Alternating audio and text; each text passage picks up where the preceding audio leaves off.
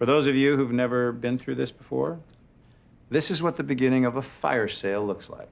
I cannot begin to tell you how important the first hour and a half is going to be. I want you to hit every bite you can find.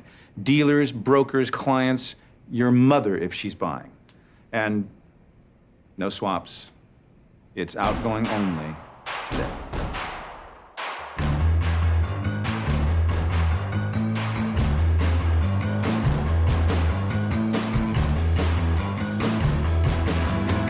From your favorite source for Chicago White Sox talk, delivering news, interviews, analysis, and more.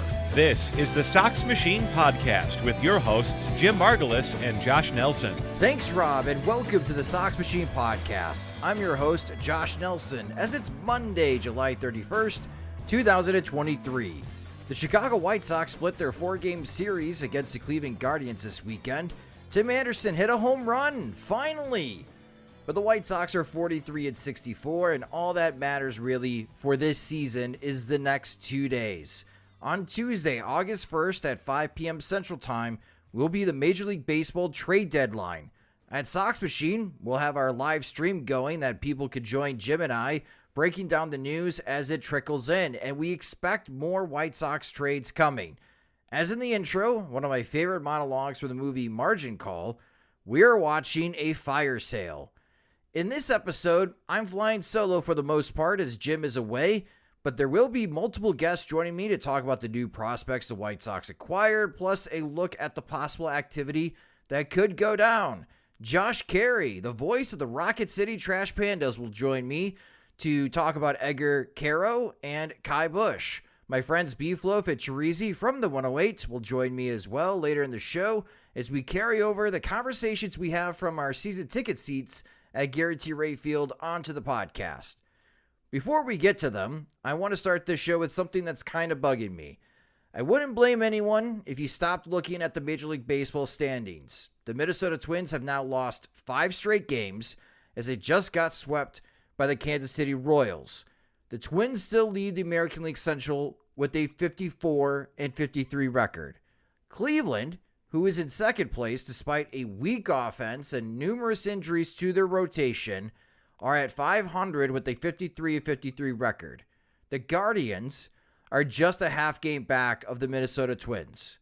Now, the Twins will play the Cardinals this next series, while the Guardians visit the Astros in Houston.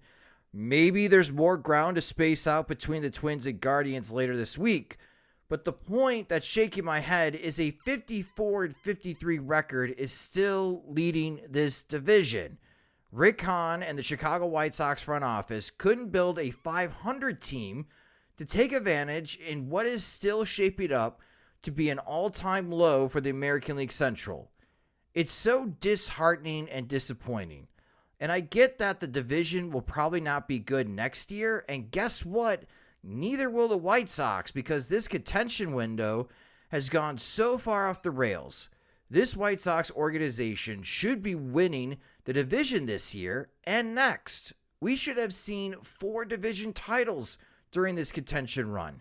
Instead, it's 1 division title, and in the last 3 seasons, 2021, 22, and 23, the White Sox are a combined 217 and 214. The 2023 White Sox are pacing to finish 65 and 97.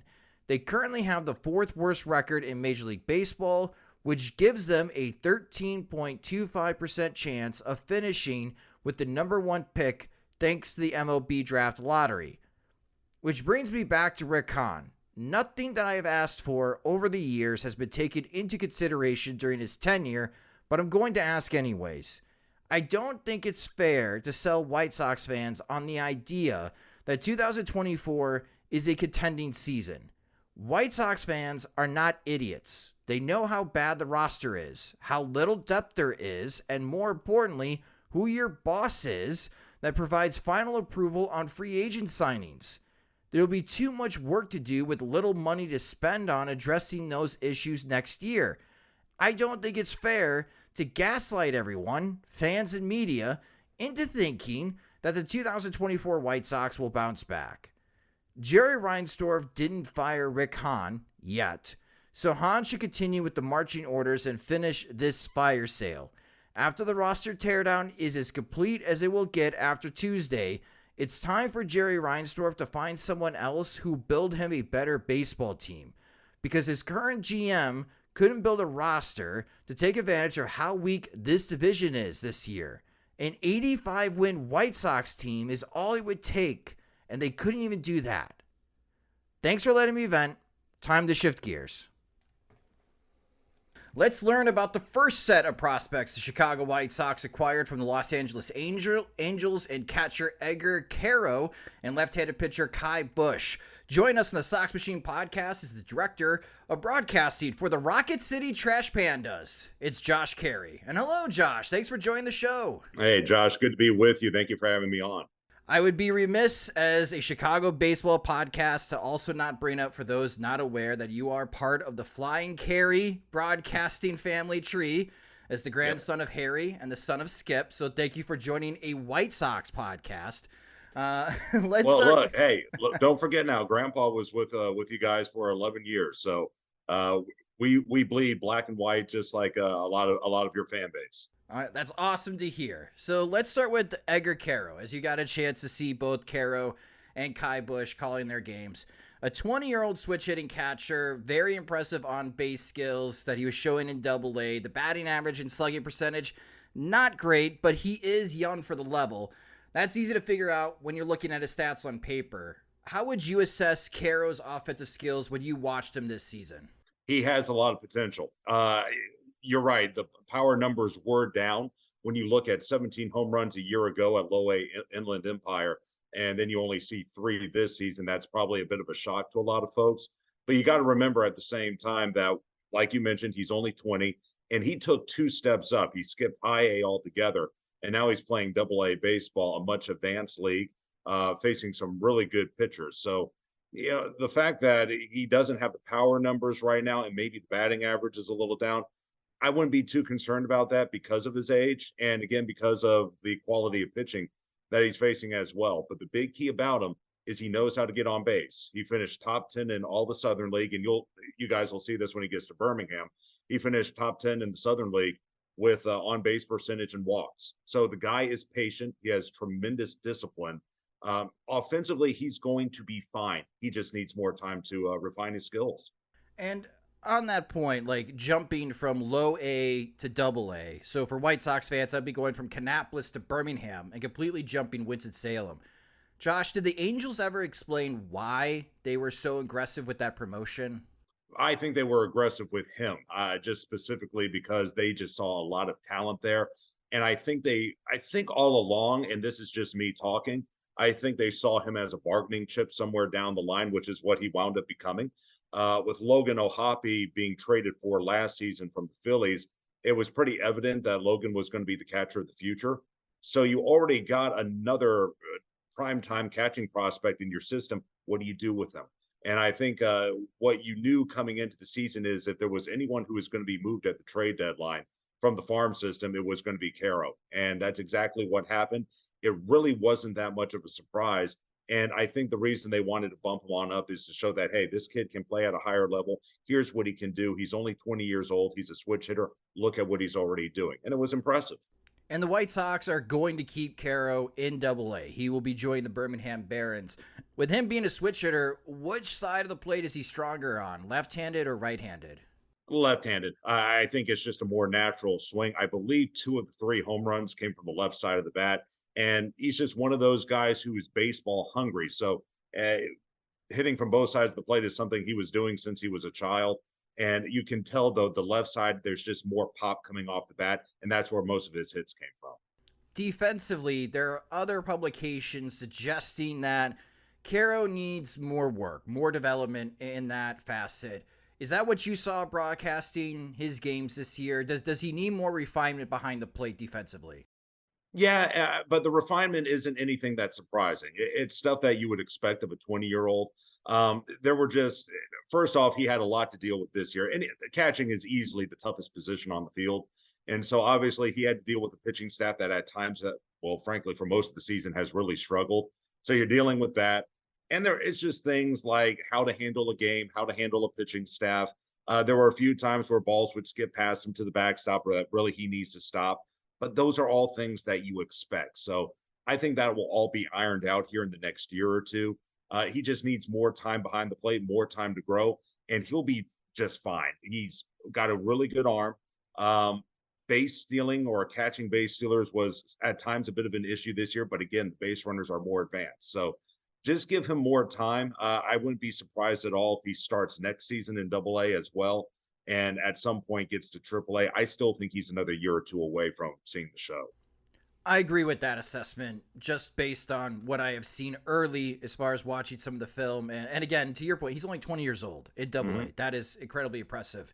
Ky Bush, I think, is closer to the majors than Quero. He's a tall glass of water. He's 6'6". He's left-handed, which the White Sox do not have a lot of left-handed pitchers in their farm system. Bush had a very impressive 2022 campaign, but his numbers are not as good in 2023. What has the difference been, in your opinion, Josh? Well, not as many games. Number one, he did get hurt. He had an oblique problem, and so he missed most of the season trying to recover from that. In fact, he came to Rocket City, I believe, only about a month ago. So he's only appeared in a handful of games, and he's been working steadily back from that. Really, over the last 2 to 3 outings, you started to see the old Ky Bush. I don't think there's really any issue there. It was just a matter of working back from the injury. I remember he had a couple of games and at the complex league where he got lit up a little bit because he was just getting back on the mound. And the first 2 or 3 starts back to Rocket City was really just a carryover from that. I don't think anyone's really worried about him. I know the scouts weren't. And so overall, you still feel pretty good about the guy. I think really when he gets over here to Birmingham, really just wipe the slate clean and see how he does from here into the end of the season. That'll give you a better idea of what he has to offer. What kind of arsenal should White Sox fans expect to see from Ky Bush? Well, first, the fastball. It's a little down this year. Well, I shouldn't say this year. It's been a little down the last couple of years, but I think it's because he's developing some of his other pitches. His wipeout pitch is a slider. It's got a wiffle ball effect. The curve and the changeup right now are pretty good. They're not great. They're okay. And those are just going to be 2 pitches. If he can just add one of those pitches, he's going to be really, really good. The fastball right now is low to mid 90s. It has touched 97 before. Those are going to be his 2 primary pitches, the fastball and the slider. And if he can work in that curveball, which he uses a little more than the changeup, then you got a pretty solid 3-pitch pitcher. I really like him. I think his competitive nature has really stepped up over the last year or so. He's a fiery guy. He's got a Max Scherzer type of mentality, and I think fans are really going to enjoy him. How close do you think Bush is to the majors? Because like I mentioned, the White Sox need left-handed pitchers. They've got 3 spots open right now, projecting the 2024 squad. Is Bush close to the majors, in your opinion? I think it depends on what they want to do the rest of this season. Obviously, Chicago is playing for next season. And so do you maybe call him up at some point in September and just give him a taste? I'm not saying he would start next season in Chicago. I definitely think he needs some time in Charlotte. I'd like to see him play AAA ball. But once he gets through that, I think realistically, long-term, mid to late next season, but I would not be surprised at all. If Chicago is playing out the string and they want to give some younger guys a shot, I wouldn't be surprised if they give him a couple of games here at the end of the season just to see what he has. Yeah, the front office thinks he's close. I think he's definitely going to be added to the 40-man for the Chicago White Sox pretty soon, if not already. Have you got a chance to know Quero and Bush off the field? You mentioned Bush is like a Max Scherzer type. What kind of personality should White Sox fans expect to see these guys? Well, first off, Max Scherzer type on the field. Off the field, he's a great guy. Very chill, very laid back, good personality, great guy to be around, very affable, easy to talk to. He's a guy who loves playing the game of baseball and very grateful to be where he is. I'll just mention this as well. A lot of people don't know this, but he started his collegiate career at Washington State. In his freshman year, he had an ERA near 12. I mean, he really didn't have much of a future. Went JUCO for a year, wound up going to St. Mary's out in California, had about a 4.5 ERA, and that's just where everything took off for him. So this is a guy who went from a 12 ERA at Washington State, and now 5 years later, he's one of the top prospects in the White Sox system. That's how far he's come, and I think he remembers those humble beginnings to where he is now and is very grateful to be where he is. Eddie, his English is pretty good. It's going to get better as obviously as he spends more time around English speaking ball players. But the teammates loved him. The pitchers liked working with him. Seems to be a pretty has his head on the right shoulders, I guess is the best way to put it. But he's also 20. He's going to have his little slip ups from time to time. But again, another kid who eats, sleeps, drinks, and breathes baseball. I think he's really passionate about the game. I think both of them are. And I think White Sox fans are really going to enjoy having them in their clubhouse. 20-year-olds never slip up, Josh. No, what are you no, talking about? They're perfect. They never made a mistake. Finally, I have to ask about the team name. I love the team name, the Rocket City Trash Pandas. My buddy Paul owns a hat, so you got one additional fan in Chicago. He wears it proudly. As someone who calls their games, again, this is like the most unique team name in all of sports. How do you like it as far as calling the games, and how does the home crowd like it? The crowd loves it because it's theirs. Huntsville, North Alabama, was without baseball for about 5 seasons. The team that was here beforehand is now in Biloxi, Mississippi.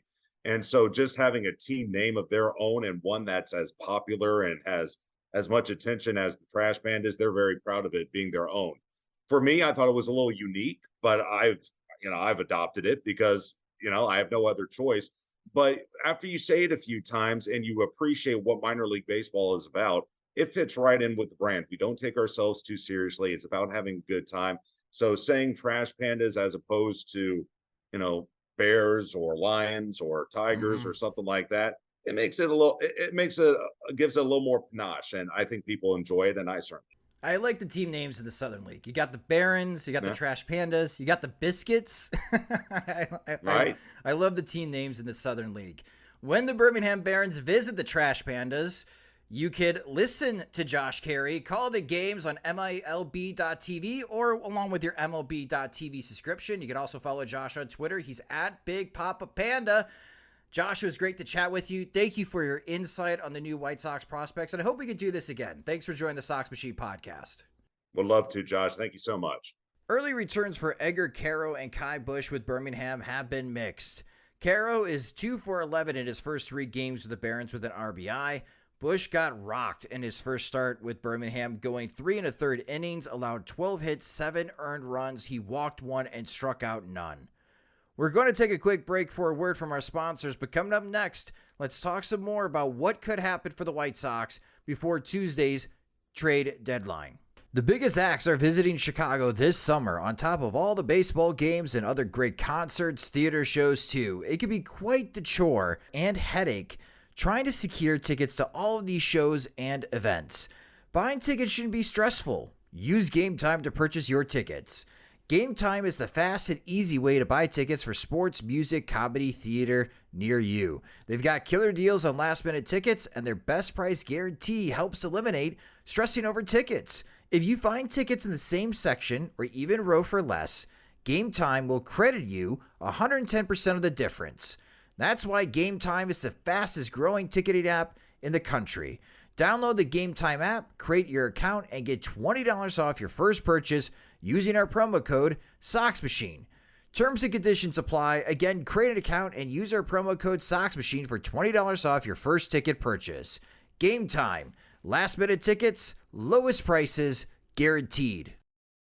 Welcome back to the Sox Machine podcast as we continue the conversation leading up to Major League Baseball's 2023 trade deadline. Again, that is Tuesday, August 1st. There's been so much activity already. And with Jim away, I wanted to bring our listeners into the season ticket section at Gary T. Ray Field, where I think we have some of the smartest and weirdest and craziest discussions about the game of baseball. So to bring you into that inner circle, I've invited my friends over from the 108, Chorizy and Beefloaf, to join me here as we talk about the latest with the Major League Baseball draft and what the White Sox can or maybe should do in the next 48 hours. And Chorizy, how's it going, bud? Thanks for joining. It's going good, man. Thanks for having us. It's a enjoyable day of baseball today, other than the result, So it's good to see you. And I'm watching the Orioles play the Yankees right now, and I'm wondering when the Orioles are going to start participating in this trade deadline. Yeah, that's a good point, and we'll get to that in a moment. And Beefloaf, I'm expecting to bring some of you and I get very philosophical in the seats. So I'm hoping to bring some of that out here in the segment.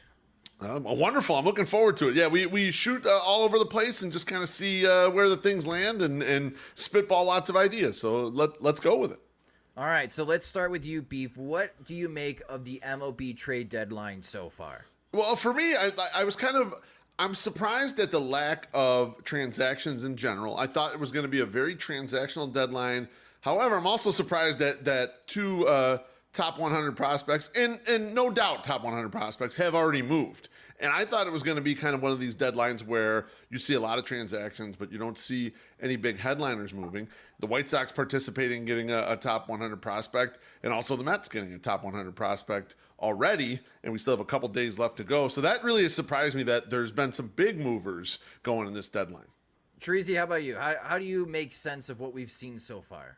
I think to me, there's been I guess it's been a surprising amount of big names early, right? I mean, I think I was kind of expecting there to be a lot of stuff at the very end of it. I did not expect the Mets to be able to move anybody. I was one of the. I definitely on our podcast I was talking about the Mets in terms of like these contracts are gigantic. How are they going to move any of these? And to see Scherzer move well before the deadline was a big surprise. And I think you hear there's definitely rumors about Verlander now. So it's been big names up front, which we were talking about in the seats today, which is kind of the opposite of what you usually see, right? Like you maybe hear that these guys are like on the block and like something might get done and it takes to the deadline. They're moving. Like you're wondering what's left to move at this point.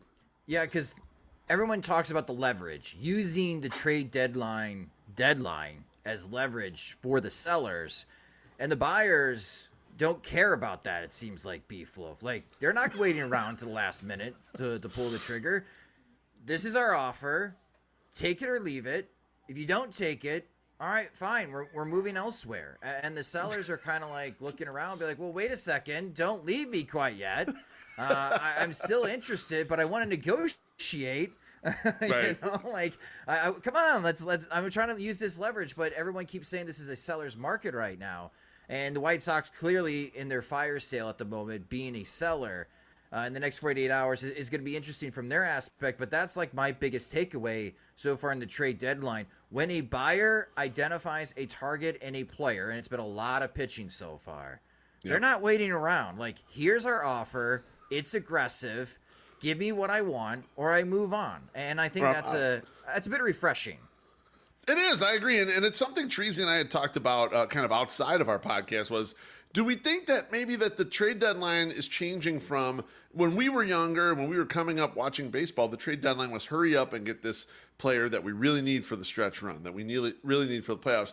And maybe just becoming another demarcation line of here's another chance to do transactions of any sort. Like the Dodgers doing the transaction with the Guardians where they flipped Ahmed Rosario and Noah Syndergaard was a weird, like, I don't really know what this is. I guess the Dodgers need a shortstop, but like, what does Noah Syndergaard really do for Cleveland?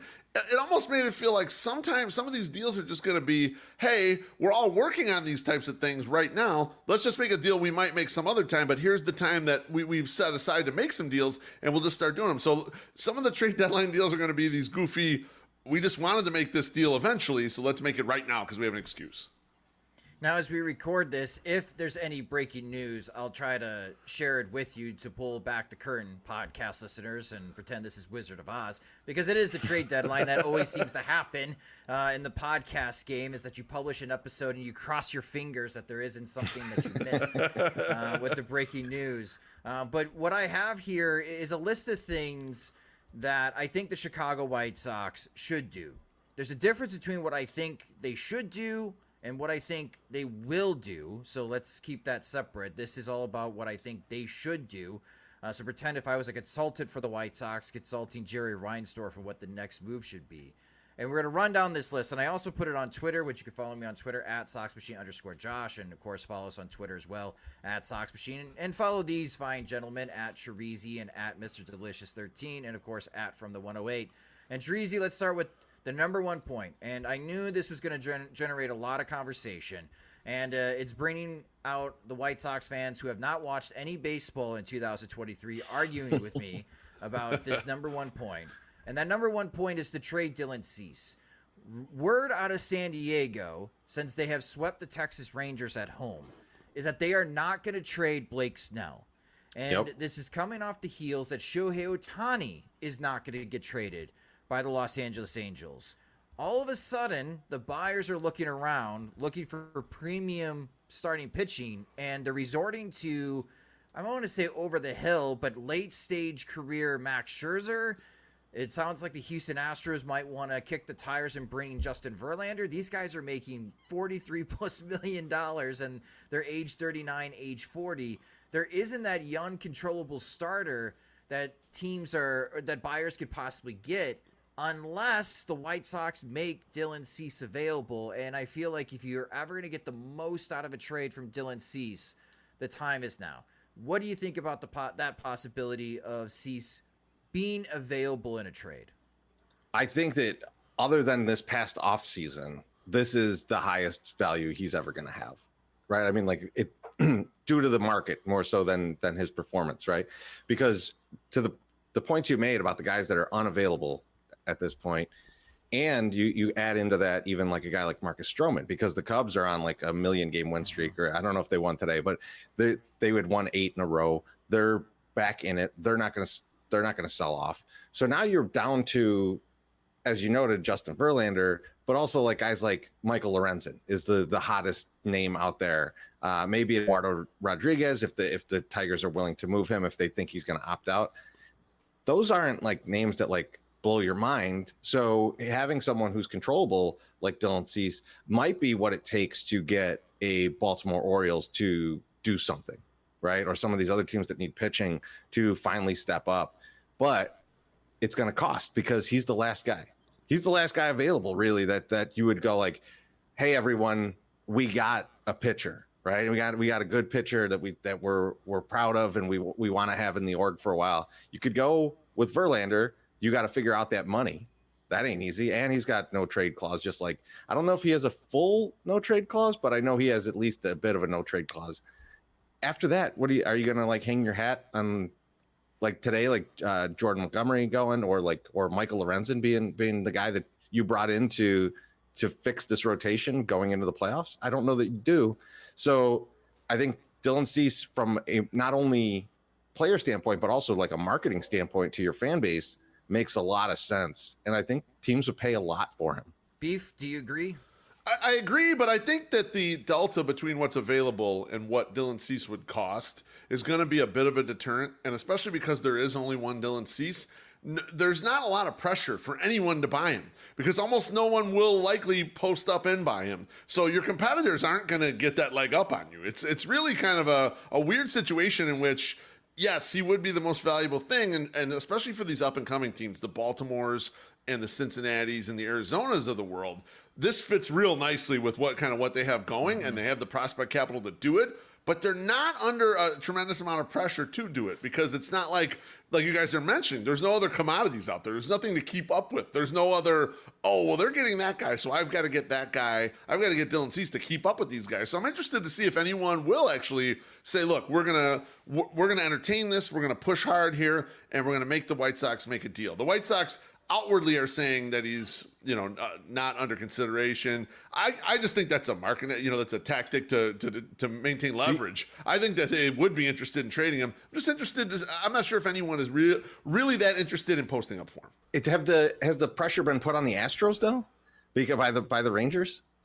Oh, and possibly the Angels with Scherzer, with the Scherzer situation, I guess is what you're saying. Yeah, but potentially, but Scherzer really slides in as like a number 3 starter these days. I mean, he's not the superstar he once was, So I don't think that the difference between him and what you think a Dylan Cease might be able to do down a stretch, and obviously Dylan Cease has been a mediocre starter this year, I don't think there's enough of a pressure, especially for the price. It's a high asking price for Dylan Cease. Yeah, I don't think the Houston Astros have the prospects to be able to pull off a Dylan Cease trade right now.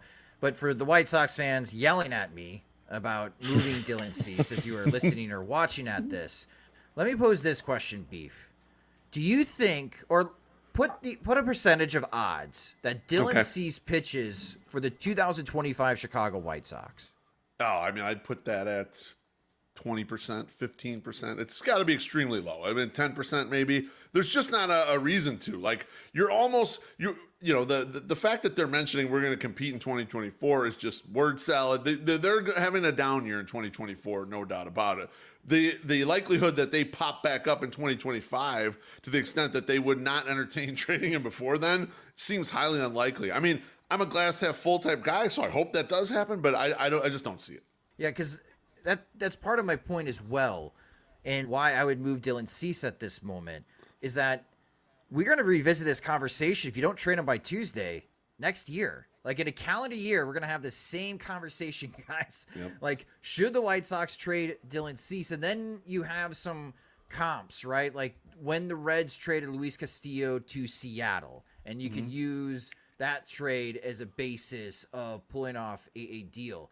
I find it very unlikely that Dylan Cease pitches for the 2025 White Sox. So there's that argument of, well, you can't trade Dylan Cease because every team needs a frontline starter. That's how baseball works. And if you think the 2025 White Sox are to be any good, you're going to need Dylan Cease. But I think if you don't trade him now, in a year, there's going to be a lot of pressure to trade him because I don't think you're going to be very good. And if Cease is good, you're going to get overwhelming offers to move him. And the focal point should not be Chorizy. We got to figure out how to build around Dylan Cease. The focal point should be, we got to build around Luis Robert. And you got Luis Robert until 2027. So I think that should be the focal point for the White Sox. And that's why I would make Dylan Cease available. That's part of my thinking here as well, and trying to trade him the next 2 days. Yeah, and I think if you're looking at, okay, the Sox are going to stink next year, which I think we all agree is going to be the case, right? They're going to slash payroll. They're going to ride out Yohan Moncada's last season. It's going to be a stinky team. So you're looking at 25 as like, this is the start of a new window of contention. And why would you start that window with a guy who's going to be gone that year, right? Like you should be building a team that's going to be around from 25 to 27 and maybe even 28. So it seems suboptimal to like pin all of your hopes on being back by 2025 and having a use for Dylan Cease, as opposed to going, we don't know what 2025 is. We know next year's bad.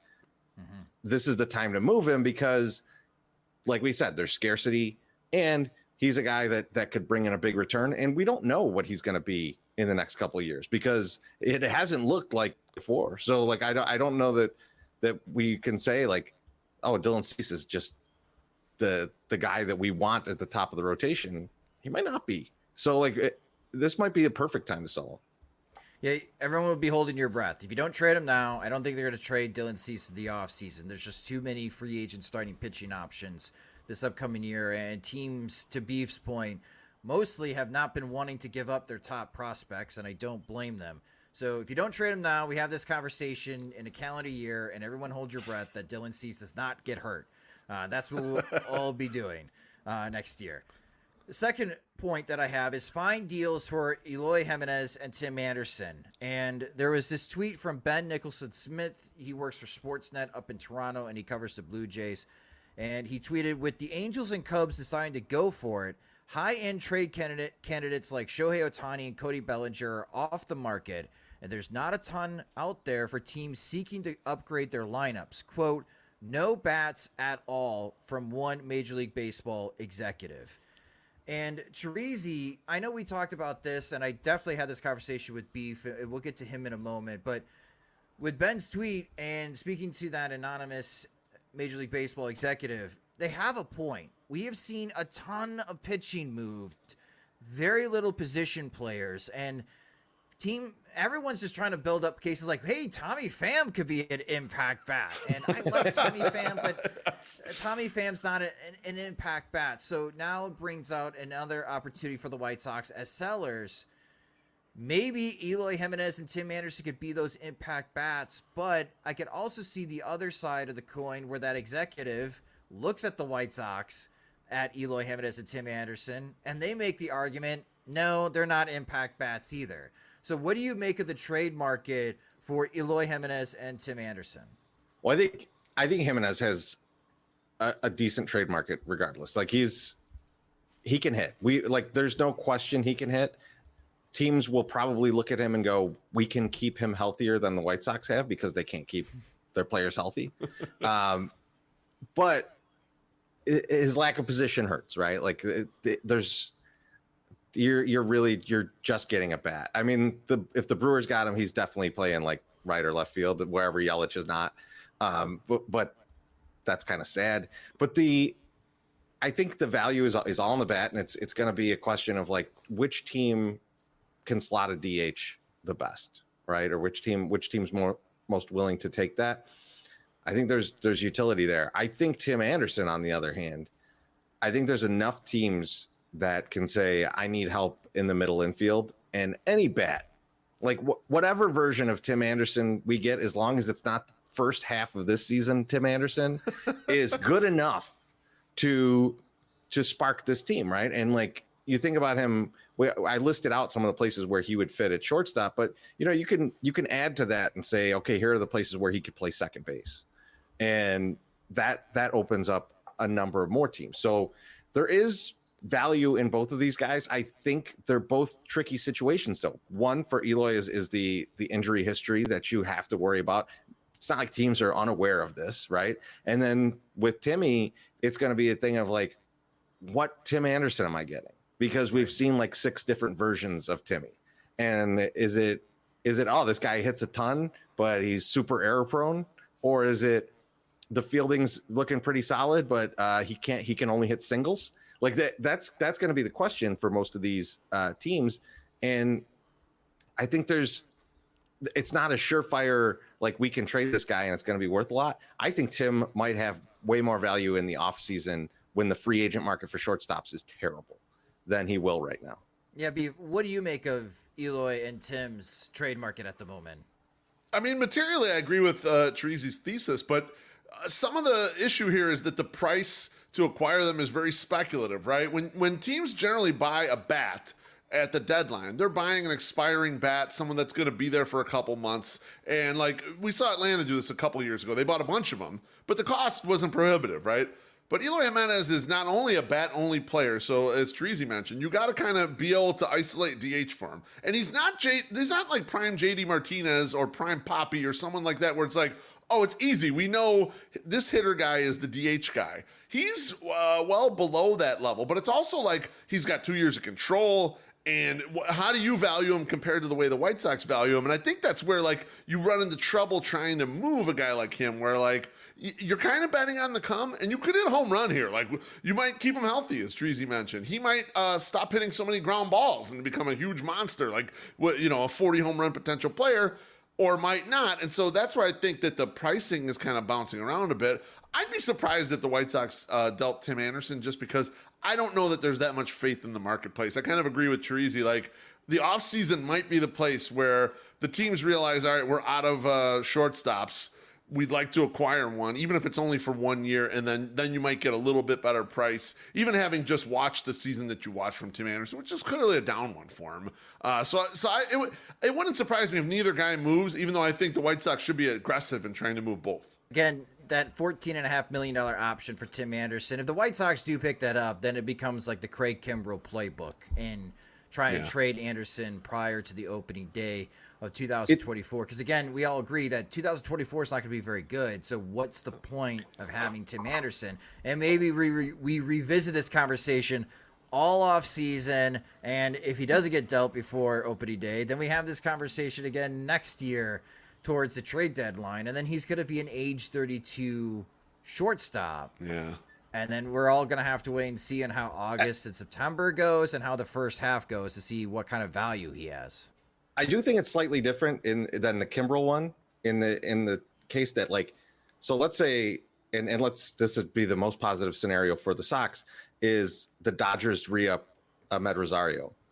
Then there's no one on the free agent market. Like, I mean, like he's definitely the name coming off this year. And it's just like, if a team wants a shortstop or team needs a shortstop, like they better have one in their system because there's just not much out there. So like that will bring some value to Timmy's side. I think that's a little bit different than Kimbrel. When Kimbrel, especially for closers, there's always a guy in the system or on your team where you're like, this guy's been good in the 8th inning, we'll bump him up rather than go out and get someone, or there's someone in the market that you could spend on. Shortstops are very different, and it's like you can't just go like, no, we'll play Jake Berger at shortstop, right? Like, I mean, like this, you could put him at second, but you can't you can't just like put anyone at shortstop, and I think that's going to be key to Timmy's value in the offseason. So quickly, Chorizy, Eloy, Tim, or both out of those 3 options, what do you think happens on Tuesday? Do any of them get moved?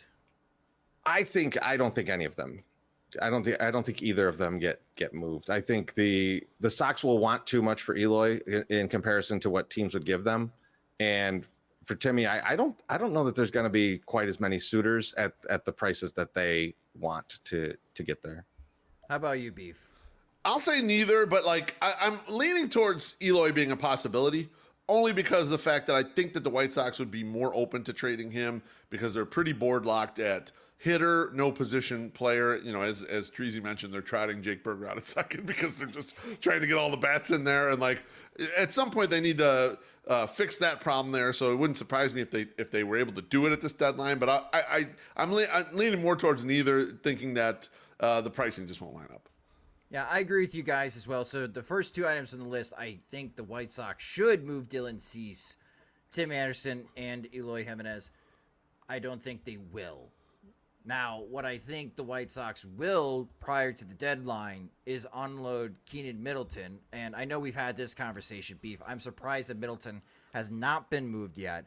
But we could see just a rush of give me your 5th and 6th inning bullpen guys for these contending teams to build up depth. And Keenan Middleton, like we've talked about in previous podcasts, is still pretty cheap for the rest of the season. I think he is owed like $350,000 for the rest of the season.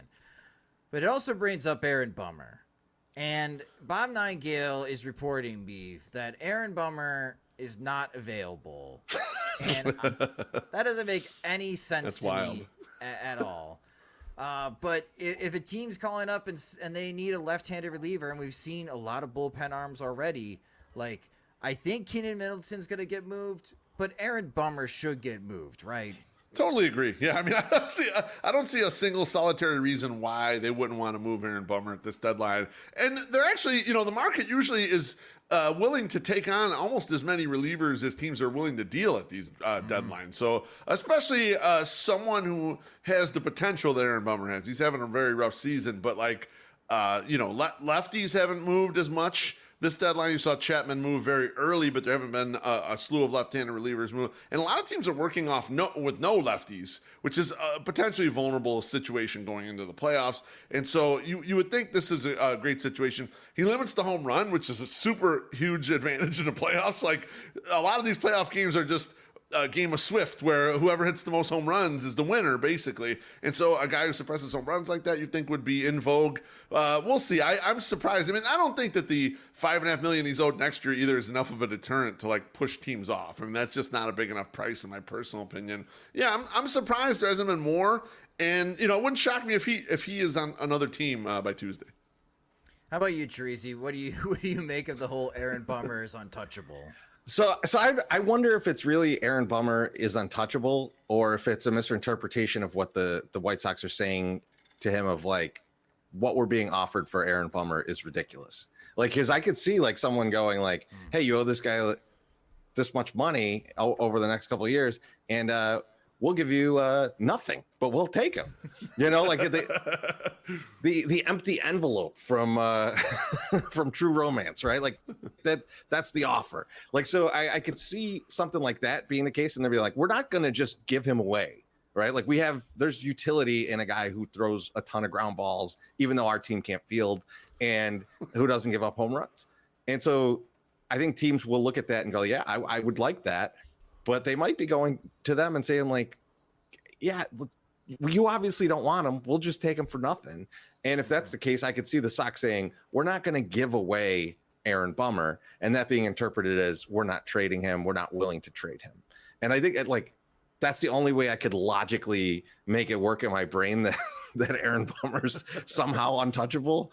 But yeah, so that's where I kind of land on him. And I think I'm with you guys that Middleton is a surprise to me that he has not moved. Yeah, and again, he could be. There's still 2 more days left to go. I could see a situation where Aaron Bummer does not get moved, and then I'll just continue scratching my head in August and September when he's pitching for the White Sox, and why? The thing Closing is for the White Sox. Yeah, maybe. Maybe he's going to be extended, and he'll be part of the starting rotation next year. Oh goodness. If I'm an American League contending team, I am really zeroing in on Aaron Bummer because Yordan Alvarez is back for Houston, and we know just how big of a monster he is. And for any team that's going to be in the path of Houston, you're going to have to figure out how to get Yordan Alvarez out. And the way their lineup works, if you have an Aaron Bummer face Alvarez, maybe Bummer could also take on Kyle Tucker later in the lineup as well. Watching the Astros against the Rays, especially their big 17-4 victory over the Rays this weekend, you're going to still have to deal with Yordan Alvarez in the postseason. So if there's an American League team out there that wants a left-handed reliever, I think the White Sox, they should listen. I don't buy that they're not listening, so I agree to your point, Chorizy. But if you are wrong, that is stupid. I'll just put it on Oh, the man, record. I'm with you. That is stupid. There's no reason to make Aaron Bummer untouchable.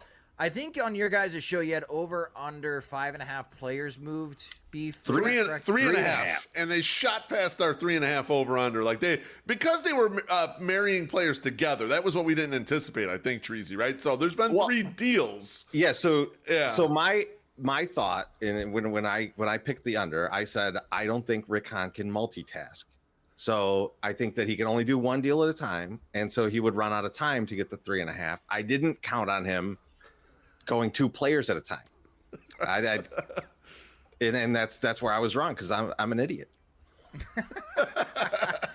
So let me put the over under at 1.5 players.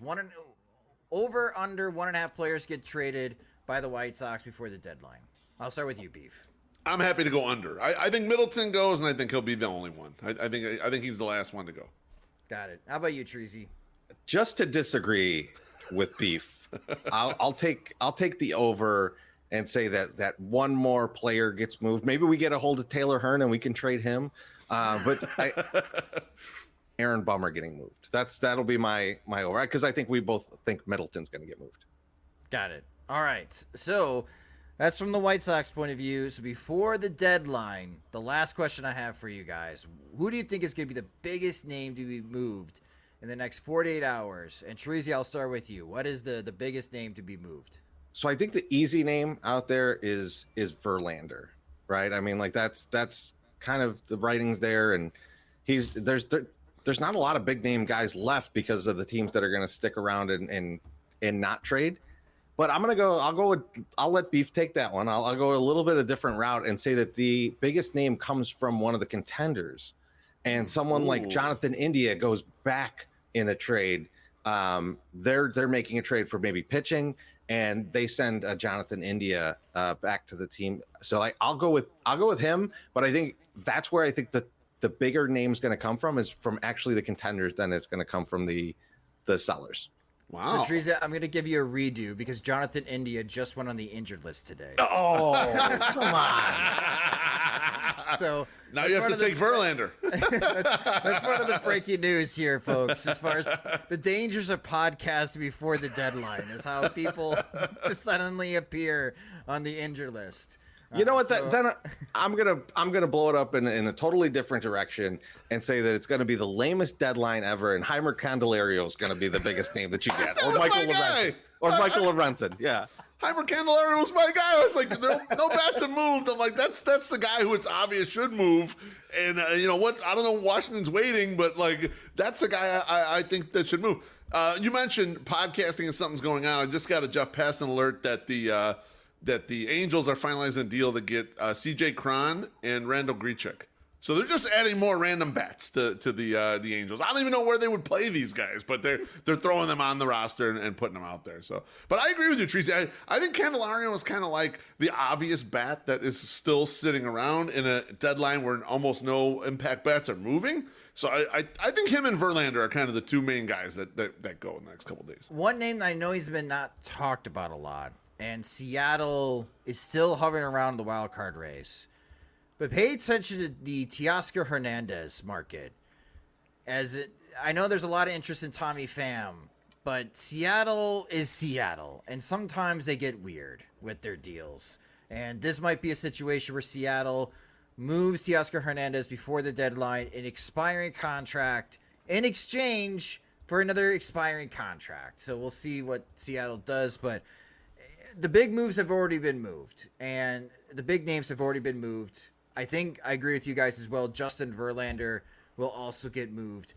It should be an exciting time as far as there's going to be a lot of action. We'll see the names, if they're worthwhile and what kind of impact that they will be making to their new teams post the trade deadline. But Beefloaf, Chorizy, I really appreciate you guys taking the conversations that we have in the seats here into the podcast. Thank you guys so much for joining me on the Sox Machine podcast. Thanks a lot, Josh. Appreciate it. Anytime, man. Thank you. That will do it for this Sox Machine podcast. Again, big thanks to our friends Chorizy and Beefloaf from the 108 for joining me. You can follow them on Twitter at From the 108. Also, a thank you to our new friend Josh Caray for providing some insight on Edgar, Quero, and Kai Bush. If you just discovered the Sox Machine podcast, you can subscribe to the show wherever you listen to podcasts, such as Spotify and Apple Music. We also upload our podcast episodes into our YouTube channel, so if you want to watch the video version, you can at youtube.com/SoxMachine. If you do so, please subscribe to our channel. You can follow us on social media on Twitter, Instagram, and Threads. We're at Sox Machine. You can follow me there at SoxMachine_Josh. If you enjoy our work and you want more, you can get more by becoming a Patreon supporter.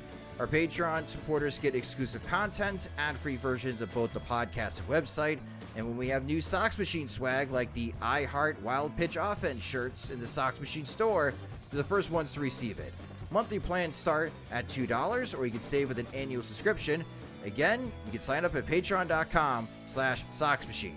The Sox Machine podcast is a production of SoxMachine.com, your home for all things Chicago White Sox baseball, and part of the Blue Wire Podcast Network. I'm Josh Nelson. Thanks for listening and watching.